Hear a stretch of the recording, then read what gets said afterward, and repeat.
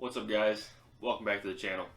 So a lot of you probably saw my original Spypoint review video of the Link Micro LTE. Now at the time of that video I was having a lot of problems with it. I was going through some of the troubleshooting things, and I walked you guys through some of the issues that I was having with my camera. Now even at that time I said it was still a good entry-level cell cam for the price. Now some of the issues that I was having was it started when the weather got cold, late season last year. First, it started with the battery life. So on the app, it would show I had about 50% battery life, but in fact the camera was dead. So I would stop receiving pictures, I'd go back out there to see what was going on, and the batteries were just dead. So I changed the batteries. That would fix the issue. So the battery life wasn't true to what it was actually getting on the camera.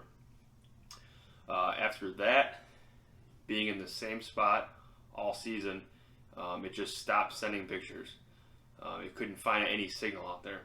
So it wasn't that the service got bad in that area, because the service was the same that I have on my cell phones. And I go out to that area where it was getting good service before, and then all of a sudden it stopped getting good service. So it was clearly an issue with the camera. So I ran a firmware update, which is one of the most common troubleshooting techniques that Spypoint wants you to do when you're having issues. So that did temporarily fix the camera. Next time, shortly after, I stopped receiving pictures again. So I pulled my micro SD card, brought it into my reader. There was no pictures on it, and it wouldn't even open the card. The reader wouldn't even recognize that there was a card there.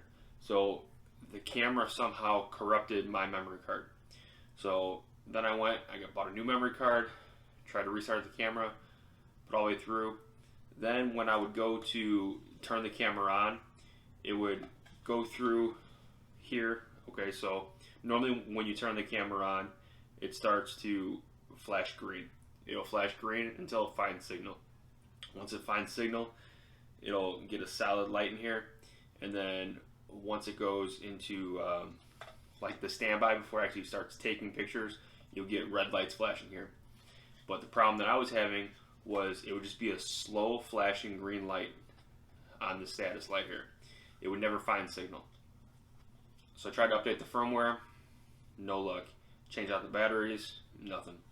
So I ended up calling Spypoint, walking through one of their customer service support people. They walked me through some of the troubleshooting. So they can access the camera remotely from their end. So they had me, first of all, change the batteries out, put fresh batteries in.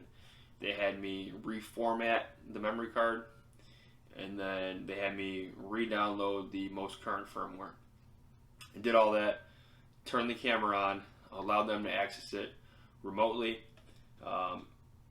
Within minutes, they acknowledged there was a problem that couldn't be solved on my end, so they immediately shipped me out a replacement camera. So this is the old camera I was having all the problems with.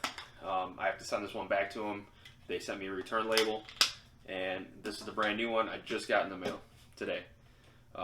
So yeah, I was having issues with it, but Spypoint took care of it right away. As soon as I contacted them, the customer support was great. So now setting up this camera, it's really easy. So once I pull out of the box, go ahead, insert the micro SD. Now remember, it only takes up to a 32 gig. It won't accept anything larger than a 32. So make sure that you're 32 or below. The one I have in here is a 16 gig. You're going to pull out your battery pack. It's going to have the arrows here to let you know which way to insert it. Now, lithium is going to be the way to go with these cell cams to get the most life out of it and to not be going out there changing batteries as often. So you're going to have a code in here. Once you download the Spypoint app, you're going to open the app. You're going to click on the plus sign to add a camera. Then you're going to want to, you can either manually enter that code or you can hit scan. When you hit scan, you're going to allow the app to use your camera. Hold it over there. It's going to scan it. Camera's activated. Done. So then you put your batteries in. Turn it on for the first time. It's going to cycle through the lights, It'll cycle through the colors, and then it'll flash green. It flashes green until it finds signal. Once it finds signal, it will go to a solid color. Now that solid color, if it's red, it means you have no signal. If it's orange, it means that the signal is fair. If it's green, it's good signal. Now, even if I get orange, it still tells me on the app that it's 90% signal. So it's still pretty good. So let this run through the lights here.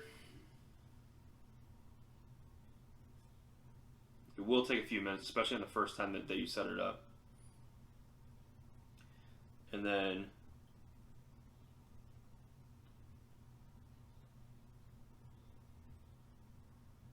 so now it found signal. So now you're going to see the red light up here flash. Okay, that's kind of your heads up that it's giving you. I believe it's a 30-second.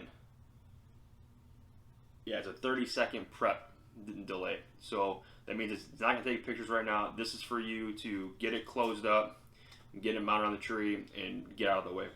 Now, once that light stops, all the lights are going to go off. Camera's ready.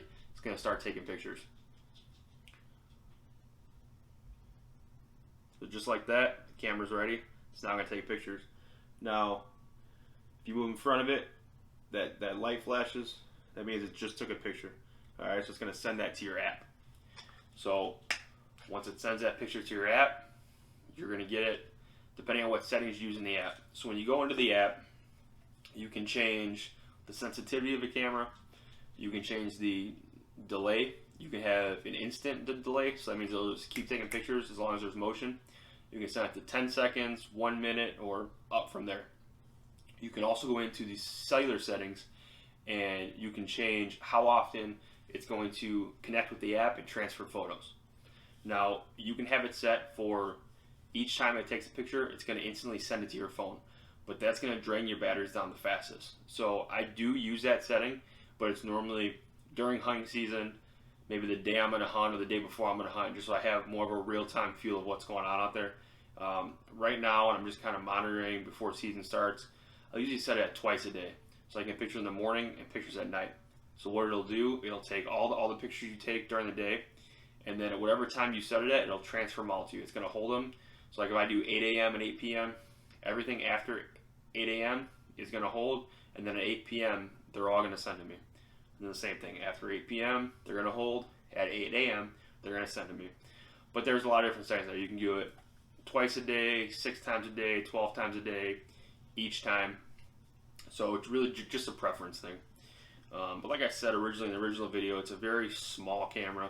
It's very compact. It's the smallest camera I own. The colors are good.